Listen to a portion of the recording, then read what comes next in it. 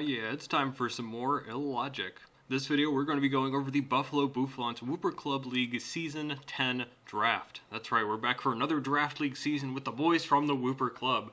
If any of you are new or haven't watched any Wooper Club League content, definitely check out the description below, which will link you to the league's main page. I feature there often providing analysis of the different teams and coaches, and I anticipate continued content creation both on that channel and on this one.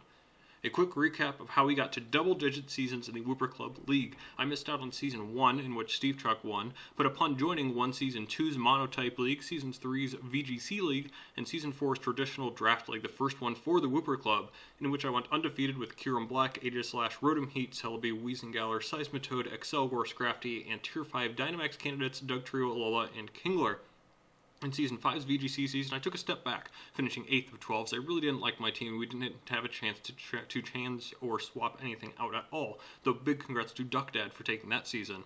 It was a short one, though, and I returned in Season 6, another traditional draft league where we could draft a specific Gigantamax Pokemon which could not hold a useful item. This time to style a bit, I picked Tangela in the first round, then after some transactions, ended with a team of Dragapult, Mew, Magnezone, Silvally, Mantine, Vikavolt, Sneasel, Coalossal, Tangela, Vullaby, and Gigantamax Sandaconda.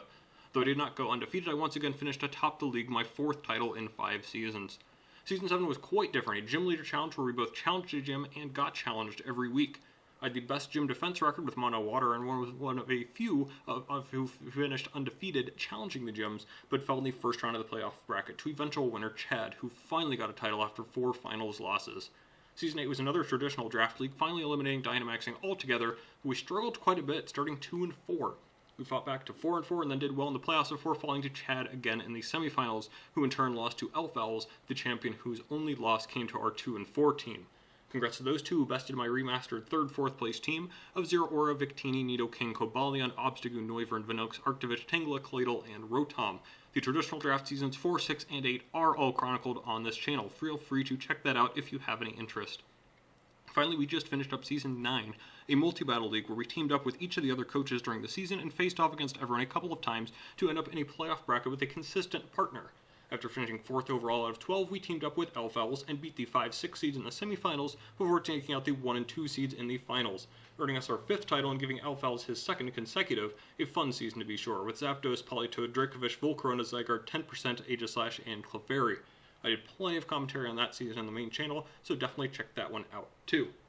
Okay, now we're caught up to the present day. Present time, Season 10 is back to traditional draft, but with a low tier twist. Yes, because we swapped to a larger point scale system in Season 8 with Pokemon assigned to tiers 200 down to 20 in increments of 20, we are only allowing Pokemon this time that are in tier 100 or lower, so only the mid-tier and below Pokemon will be able to be drafted. We also cut out most of the weather setters as well, so it looks like it's going to be significantly tougher to put together a cohesive strategy with overall worse Pokemon to work with. Way fewer good fairy types, steel types, dragon types, hazard removers, bulky recovery bonds, and maybe most importantly speed tiers are going to be all out of whack. All these factors highly motivated my first pick, which the Buffalo Bouffalant got to make it 3rd overall out of 12. Aerodactyl at base 130 speed is a beast, with the ability to set up a bit with Dragon Dance or Hone Claws and Sweep, or run a Choice Band to break, or run Scarf to beat basically every other Scarfer, or set up Rocks, or Defog, or go defensive with a Helmet and Roost, or just about anything else you want it to do, which is amazing.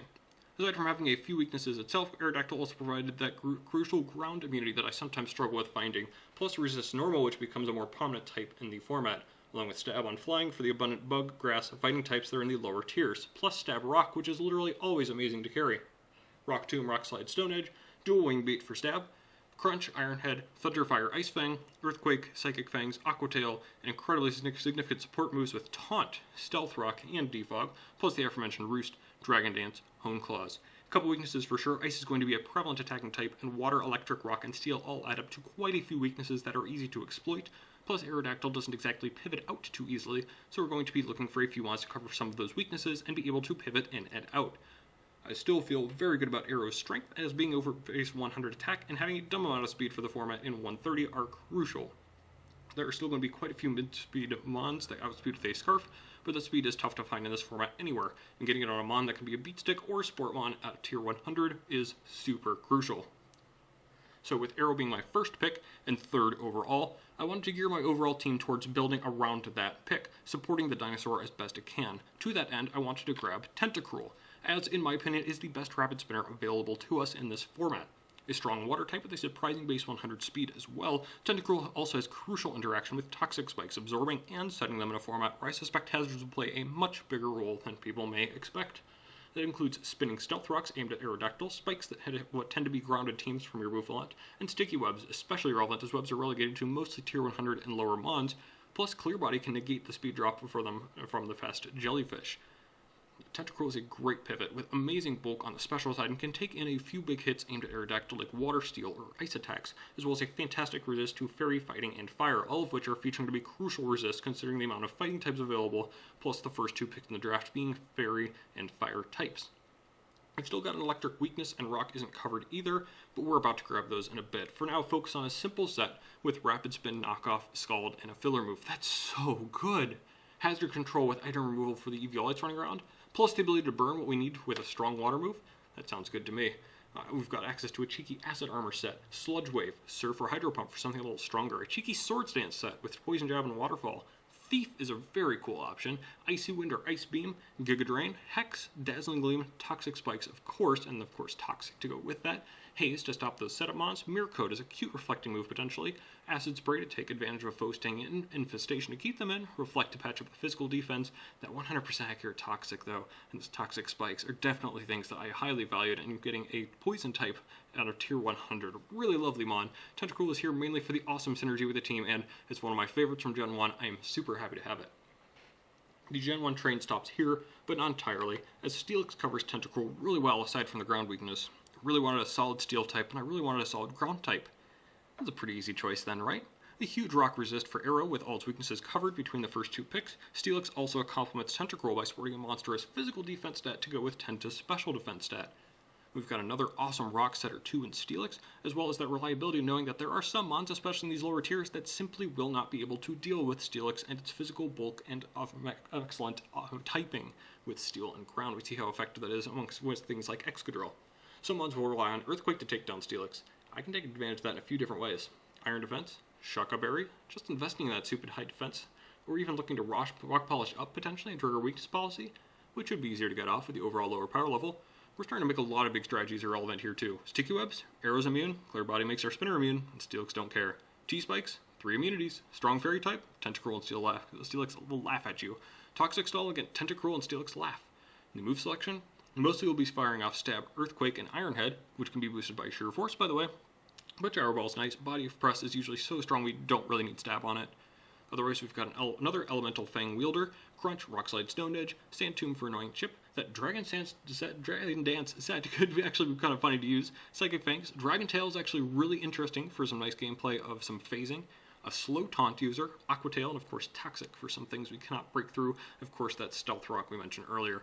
Honestly, Tentacruel and Steelix don't have as much power as I had originally hoped out of 180 point tiers respectively, but the versatility of them and the roles filled together has me feeling confident in the beginning of what is inevitably supposed to be a lower power draft in the first place. I'm sort of going over 2 picks at a time here because of wheel picks, especially knowing that Steve and Joey, their second and first picks overall, I knew them well enough to discuss picks with them anyway, so my goals for this next wheel here were simple. Power, type coverage, pivoting, and another ground immunity. I've been very excited to use the Lake Trio member for some time now, so Mesprit provides a perfect 80-point mon that I think was super overlooked. Seriously, a ground immunity with U-turn and knockoff and Stealth Rock, whose only relevant weaknesses are Ghost and knockoff, with incredible coverage on either side and respectable bulk. What a deal. My first pivot, Mesprit is my does everything mon, with even stats all around, meaning you can go very bulky or very offensive or anywhere in between on either side, while always packing the correct coverage or support options. As it's another ground immunity, bringing us to 2 immunities with 2 weaknesses. U-turn can bring us into whatever we need. It's a decent weakness policy user too, or Colbur, or Rocky Helmer, or Assault Vest, or anything you can think of. Psychic or Future Sight, or Psyshock, Healing Wish to give something another lease on life, more elemental coverage with the punches on the physical side or Bolt Beam on the special, T-Wave, Screens, Charm, most weathers, Trick Room, really cool option, Shadow Ball, Trick, Skill Swap, Calm Mind or Nasty Plot for setup, Energy Ball or Grass Knot, Play Rough or Dazzling Gleam, and the big 3 mentioned before, U-Turn, Knockoff, and Stealth Rock, the 4th consecutive hazard setter to start this draft.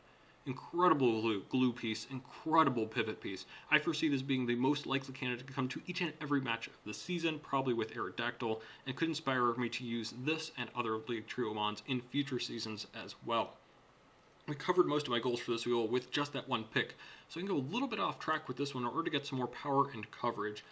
Guzzlord at only 40 points seemed a great bargain to me considering its strength and coverage on both sides, especially with that stab knockoff chunking everything. This is also a bit of a meta call, honestly, as aside from fighting and maybe ice, most of Guzzlord's weaknesses I don't foresee being well represented.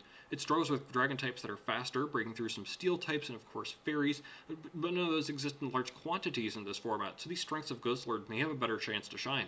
And in some of my biggest competition in the league, going with strong ghost and psychic types, along with potentially pairing them up with elemental types, I think we have some clear reasoning as to why we're going with the Ultra Beast Abomination in round 5. A good candidate for Assault Vest, a type resist berry, a choice item, most anything you want. Guzzlord's stats are really strange with that enormous HP, but it means I can invest in a defensive stat to make it a big tank on one side or the other, or invested in an attacking stat to bring the damage output to catastrophic levels.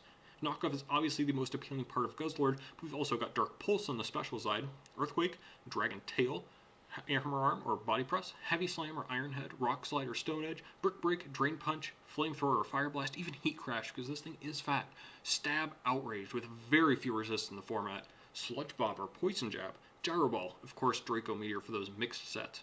Add in those Ghost and Dark resists, plus the resistances inherent in the Dragon typing, we've got a menace on our hands, ready to rampage. I had a couple different draft plans that evolved over time. I originally had Dragalge and Magneton as my second and third picks, hoping to eliminate Fairy and Steel types with ease to pave the way for something like a Regidrago. I considered Gastrodon or Vaporeon in that water slot in which I took Tentacruel, and several different mons, of course, in the mid and lower tiers. Why am I bringing this up now? This, I feel like, is the point in the draft that was the defining point for me, where I choose which direction I plan to go into in order to clean up the lower tiers. A snipe past this point would be detrimental, changing up the entire plan if one thing goes offline and potentially requiring some in-season transactions to fix. Of course, it would be foolish to think that wouldn't happen, but by the end of the 6th round here, when I find to make my next pick, I also figured that multiple possible routes would be cut off for me anyways, forcing my hand to go one way or the other. Lantern being taken cut off one of my main paths, and Blaziken was a big hit that I was leaning towards heavily on another path. And finally, Raichu being taken steered me towards what I inevitably had to go with. I hadn't been planning on this one in particular, but I'm intimately familiar with its other forms at least. Yes, my electric of choice ended up being Rotom-Frost form, making Fan the last one that I have never used. Frost form may seem an odd choice compared to Fan here, but I'm actually really impressed with the defensive profile of this despite being an ice type. Ground immunity with electric and ice resists are all incredibly valuable, especially for the team around it. Bolt Blizzard Stab is obviously crazy as well, and this adds a much needed dedicated special attacker to a team and format lacking them. I can't imagine including offensive moves that aren't Stab, but that Volt Switch may be invaluable, not to mention the sheer power of Blizzard, but we've got more than that. Another dual screens threat, Trick, amazing. Will-O-Wisp, Toxic, Thunderwave, all as tricks to slow my opponent down in some way, shape, or form. Potentially a cheeky Hex to go along with it. Foul Play is also kind of cute against some of the heavily physically offensive teams, which should be plentiful. Defog is an excellent option, especially with boots. And Nasty Plot takes care of that nearly immaculate coverage and takes it to another height. It may seem odd to be picking this mon at this time, but I really like how it fits here. Well worth the 60 points to grab something that can pivot around with key resistances and smack hard with the amazing stabs while providing key support options too. With Blaziken gone, there too goes the possibility of a special attacking fighting type, and the main reason I prioritized Rotom-Frost in the previous round before settling on my Blaziken replacement, Passimian. Pangoro is super strong and just dropped down to 80, Surfetched has blown me back in other leagues while providing stupid high attack and first impression, but the speed and access to U-turn led me to Passimian, and pretty decent bulk here with easy ways to supplement it, plus base 120 attack and standard accesses to close combat, U-turn, and knockoff. I'm definitely excited to use Passimian here. We've got Bulk Up, which can pair very well with Passimian's surprisingly 190 physical bulk. Rock Slide is our best rock coverage. Drain Punch to pair with Bulk Up potentially. Acrobatics for some cheeky coverage. Earthquake if needed. Iron Head, Taunt. Another big reason why I really like Passimian. You know I love me some Taunt users. This is a decently fast Taunt user. I believe our 3rd or 4th overall. We've got Gunk Shot, Seed Bomb, a couple really odd options there. Counter is a really interesting one too. Quick Attack, which could be important given my lack of priority otherwise. And of course, being prior to Gen 8, it has that toxic access if needed. Passing at base 80 speed, it's pretty good for breaking alongside the Mesprit there, of course. We've got knockoff and U-turn for the incredible utility needed, just enough coverage and options to make work sets like a Scarf, Band, Expert Belt, Assault Vest, anything you need from your fighting type in a format where fighting types look mighty valuable. Okay, we've got our top 6 spawns, point-wise plus Guzzlord. The main squad are going to be bringing most weak, so let's kind of take a moment to look at the coverage-wise and overall look of the team. Aerodactyl at 130 speed, Tentacruel at 100, Rotom-Frost at 86, Mesprit and Passimian at 80, and Steelix at 30. Honestly, I really love this top 6. Only Ghost and Water hit more super effectively than Resisted or Immune, which includes a couple of types that are tough to do that for, such as Ice, Rock, Fighting, and Ground, all types of which I've struggled with in the past. Only a few more roles to fill and we're all set, starting with our final tier 60 mon, which helps with speed, spikes, and key resistances to Ice and Fighting.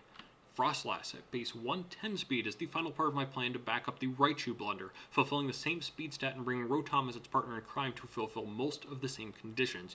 Could I bring both ice types to a match? Well, they are very different. So long as we're careful about the doubled up rock and fire weaknesses, which could be compounded by top picks Aerodactyl and Steelix respectively, we should still be fine.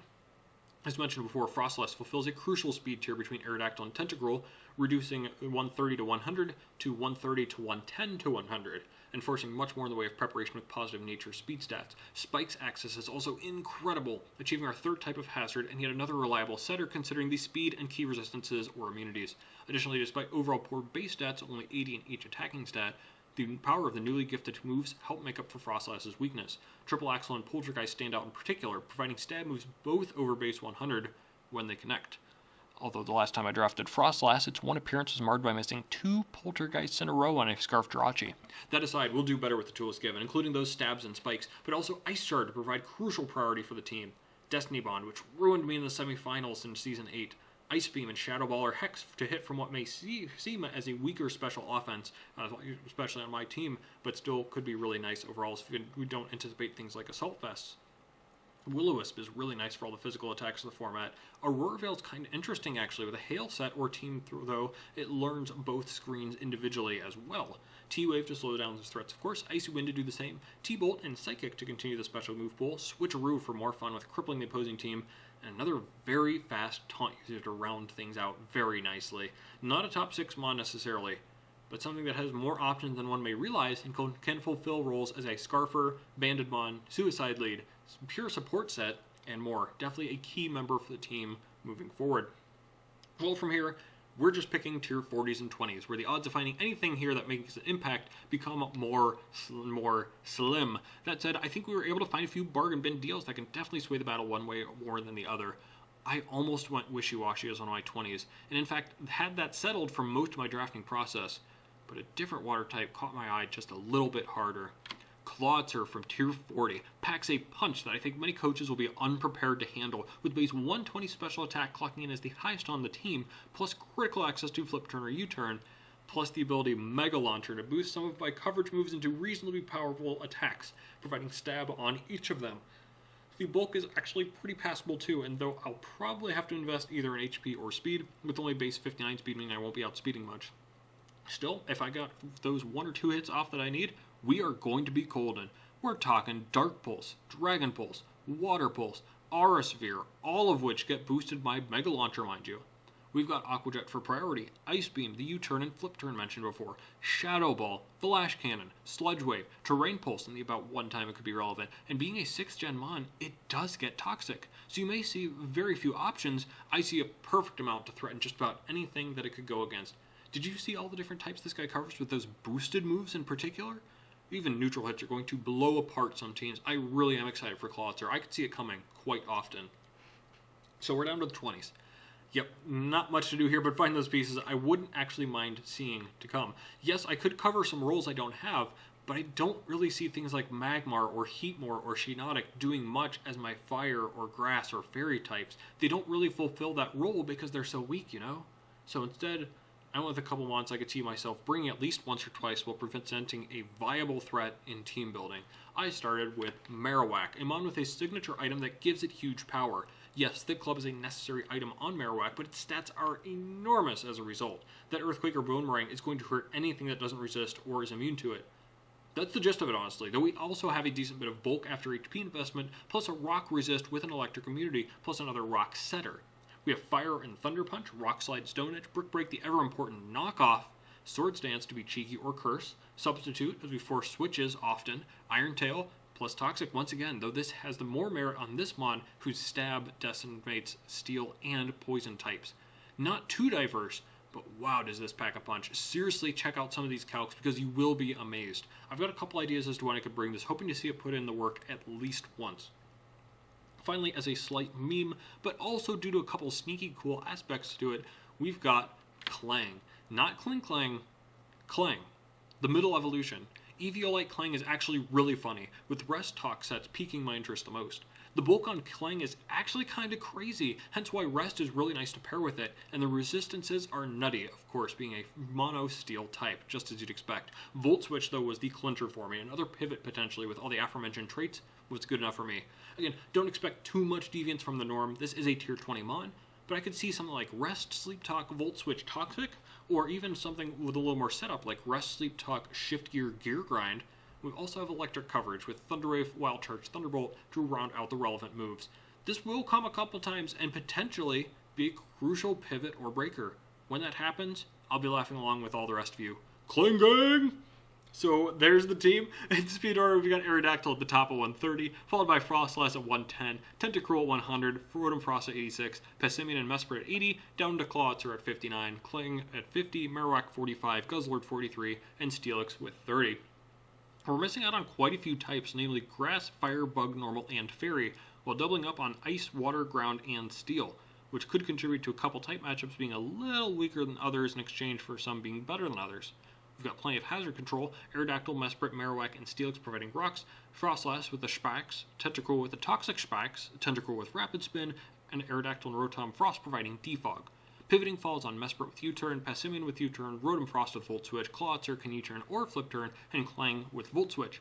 Not much in the way of Cleric duties. Mesprit has Healing Wish, but that's all.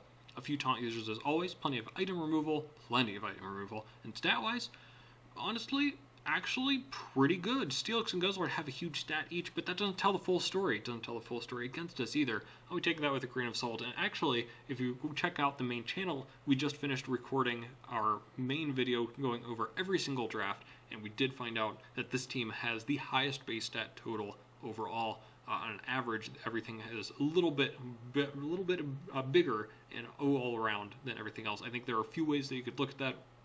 You could say that the poor attacking stat that's not going to be used is maybe just a little bit higher, but I think that's a positive trait with how many mixed attackers we have. If you look at things like Frostlass, which can go either way. Mesprit definitely can go either way. Guzzlord, you know, is going to be attacking from both sides. A Tentacruel, surprisingly, can go either way too. Clawitzer is going to be using that very relevant attack stat as well. So honestly, from top to bottom, I'm really excited to use all of these. Frostlass is the only one I've ever drafted before, so definitely excited. I think out of all of these, Mesprit is probably the one I want to use the most, but Clawitzer is really sneaky cool, and Tentacruel is one of my personal favorites.